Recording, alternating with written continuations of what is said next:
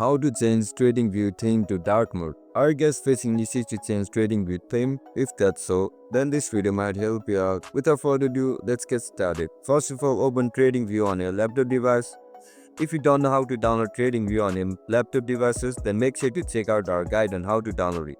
Once you open up TradingView app, now look at the top left corner of your screen where you can see a profile icon. Click on it.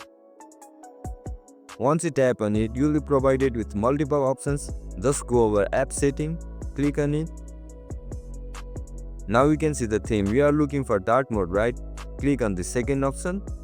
Once you click on it, your TradingView will be changed to dark mode.